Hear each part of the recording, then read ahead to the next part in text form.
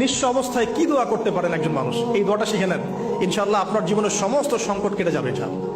আমি নিজেও এই দোয়াটা বেশি বেশি করার চেষ্টা করি।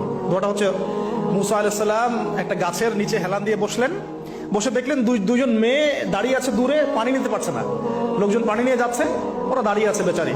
মুসা আলাইহিস সালাম গিয়ে বললেন, কি সমস্যা আপনাদের? এটা নিয়ে আপনারা আবার মেয়েদের সাথে কথা বলার চেষ্টা করেন, ঠিক আছে? তো মাহারাম গায়রা মাহারাম মেনে চলেন।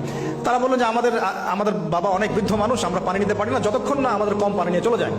মুসা আলাইহিস সালাম তত একটু বললাম না, ফিজিক্যালি খুব স্ট্রং ছিলেন, থাকে না বডি বিল্ডার, সামনে গিয়ে কথা বলে সরো পানি দিতে দাও, তখন মানুষ একটু মূল্যায়ন করে না।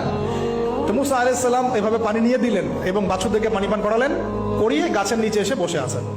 বসে বসে তিনি দোয়া করছেন, এই যে দোয়াটা তিনি দোয়া করছেন, রব্বি, একটা নেক কাজ করলেন, নেক কাজ করলেন না, মানুষের উপকার করলেন, নেক কাজ করে এসে গাছের নিচে বসে দোয়া করছেন, আল্লাহ এখানে তো আমার খাবার পানি বাসস্থান কিছুই নাই, আমি কি করব? রব্বি ইন্নী লিমা আনজালতা ইলাইয়া মিন খায়রিন ফাকির, রব্বি ইন্নী লিমা আনজালতা ইলাইয়া মিন খায়রিন ফাকির। আবার বলেন, রব্বি ইন্নী লিমা আনজালতা ইলাইয়া মিন খায়রিন ফাকির। অর্থ হচ্ছে, হে আল্লাহ, তুমি তোমার পক্ষ থেকে আমার উপরে যে নিয়ামতগুলো দিবে, আমি এর জন্য ফকির হয়ে বসে আছি। আল্লাহ অর্থ বুঝে পড়বেন ভাই, নামাজ রোজা হজ জাকাত যাই করেন আল্লাহর ওয়াস্তে অর্থ বুঝে পড়বেন।